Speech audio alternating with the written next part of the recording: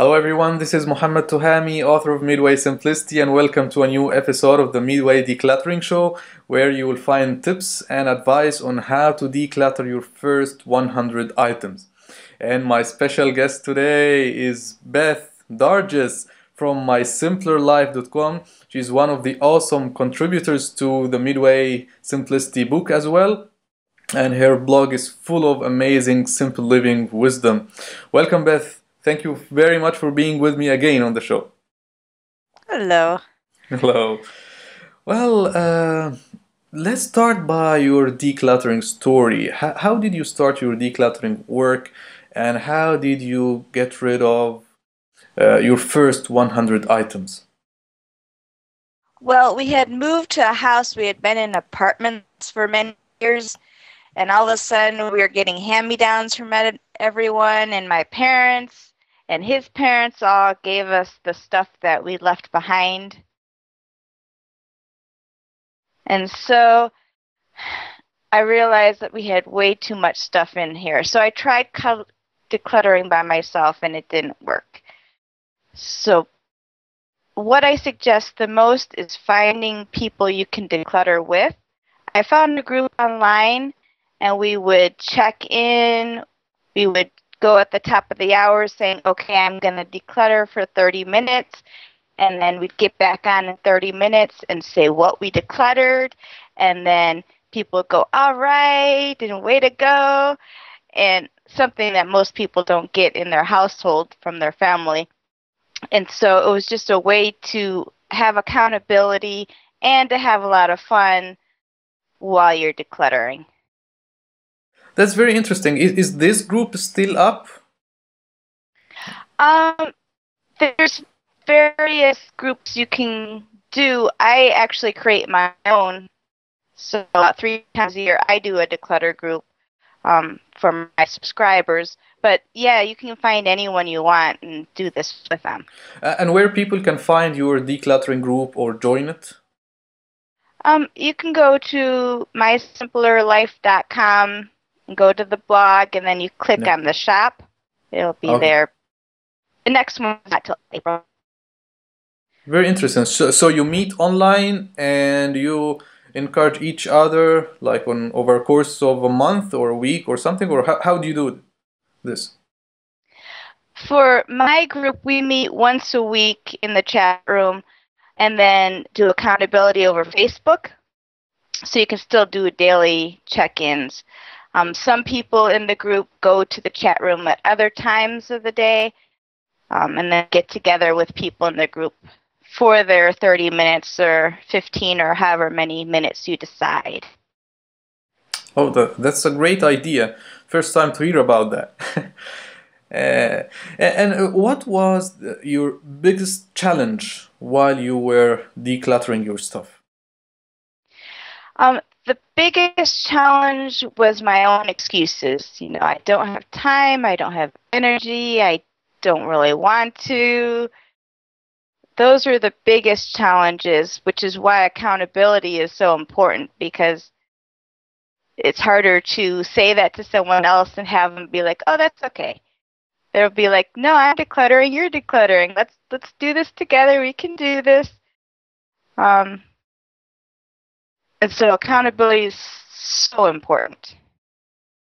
And what if I will share with you now some challenges that I received from my leaders from my readers when it comes to decluttering. For example, if someone is overwhelmed by too much stuff that he can't think of decluttering all these, unnecessary items. So, what's your advice for that? I get that a lot. People, I don't know where to start. There's just so much, and I don't even want to start because it's so overwhelming. Basically, you can pick any spot. People get stuck saying there has to be a specific spot that's where you need to start. You can start with anything. You can sit in the middle of your room, spin around, and point, and just start there. That is just fine. What you need to do is take itty-bitty little spots. One drawer, one counter, one paper pile. I have a declutter calendar that has one little spot each day, which helps people with the overwhelm because then they can just do that one little spot. One little spot. That's great. And what if someone lacks organizational skills?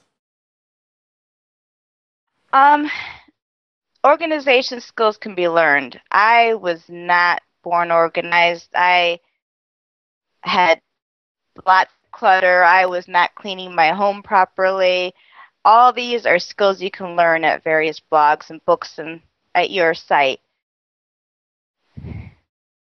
Okay, and for the challenge that you faced yourself, if someone is too exhausted, he's or she has like too many tasks and kids to take care of, and at the end of the by the end of the day, she feels too exhausted, no time, no energy to do the decluttering work.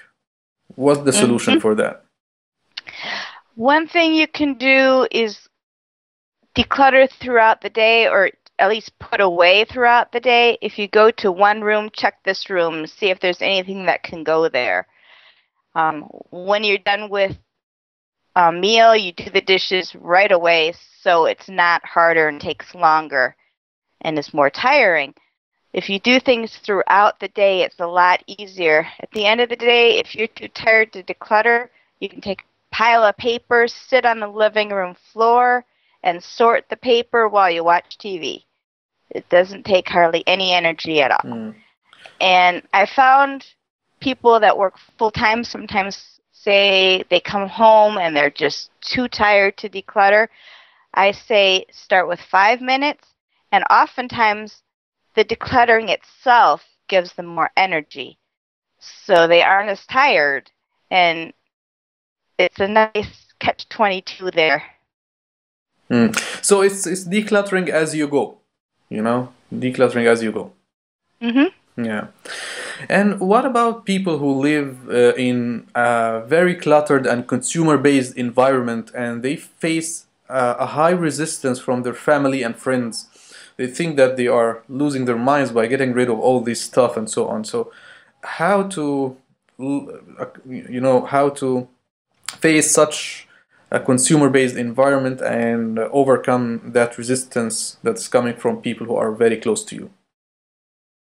Right. You can start by telling them how the clutter makes you feel. You're losing energy, you're losing focus, it does not make you feel good, so you want to let go of this so you can feel lighter and freer. And they can go along or they don't have to go along, but this is what you're doing. And oftentimes, I find, especially in a family environment, that once one person starts decluttering, it has a domino effect. And next thing you know, your husband's decluttering off his dresser or your kids are getting rid of things. Yeah, that's true. That's true. Because when you become lighter, people wants to be like you. They feel the energy that you have. Okay. Right. And let's move on to some decluttering decision-making processes. Like, for example, how to declutter items that are associated with good memories, how to declutter precious and valuable items, how to declutter valuable gifts that we receive from people that we love, but we no longer need these gifts. So, how to approach getting rid of these items? For sentimental items, I never say you have to get rid of anything. You can keep what you want, but it's helpful if you have a certain container. It can only be 3 boxes, or it can only be this space. Once you get the container filled, then you need to start decluttering, because you don't want to live in your household with so much of the past, because then you have no room to grow. You have no room for your current life, because everything is in the past and draining your energy. To get rid of some of those things, it's helpful to take a picture, journal, what your memories are associated with it, because a lot of times we're afraid if we get rid of the item, we'll forget and we'll lose the memory. So write down the memory, and then you'll always have it. And as far as gifts, thank them profusely and give it to someone else. Really, even if it's valuable, if it doesn't make you feel good, if it's not helpful in your home, it's not valuable. It's devaluable. It takes away. So as long as you keep remembering the only things you want in your home are helpful to you and your family and make you feel good and are beautiful. That's interesting. And what about the what if dilemma? What if I will need something in the future? What if I will, you know? I always get questions, the declutter group. Well, I may need this eventually, but the thing is, will you be able to find it when you need it? Most likely not. It's usually cheaper just to either borrow it or find it on Craigslist, see if a friend has it, see if your church has it. You don't even need to buy it again, but you can let go of it and it'll make your now better. Instead of hoping that you might need it or thinking you might need it, just concentrate on the now. And how to overcome my purchasing desires, you know, so that I don't buy more. When I declutter, I get more items in, so decluttering will appear like useless. That's right. If you keep bringing stuff in, it's going to take, well, you can't get out of it because you keep bringing more things in. One of the things is the one in, one out rule. So if you buy a new book, you have to get rid of a book. If you're decluttering, you might want to get rid of 2 or 3 books at the same time. And I have a little questions I wrote down on a piece of paper that is in my wallet. Things like, can you afford it without credit? Do you have a place to put this? Is this something you need now, not for a project that you may do sometime in the future? Is this what you need now? And you have to think about those questions before you buy. And that's why I have it in my wallet where my money is. So I can't buy something without seeing those questions. And do you have a similar checklist for helping you make the decluttering decision? Like you want to decide upon what you should keep and what you should get rid of. Do you have like a guideline or checklist like this? It's so personal because it depends on where you are in your life, what's important to you, what you need, and what is just holding you back. So a lot of the questions will be, is this holding you back? Is this part of your current life? Is this helping you now? So many things are stored for the past or the future that there's no room for your now life. Just getting ready in the morning takes forever because you have all these makeup and grooming supplies. And so your now life gets held back just because you have so much stuff from your past or future. And let's end by a couple of your favorite decluttering techniques or methods that are not too time consuming. What was that question? I was asking about like a couple of your favorite decluttering methods or techniques that are not too time consuming and that people can implement them right away. Okay. The first is find a daily decluttering action. You're wanting to get into the habit so it doesn't seem as overwhelming. So you pick 5 minutes every day at a certain time period to declutter and you'll be moving forward.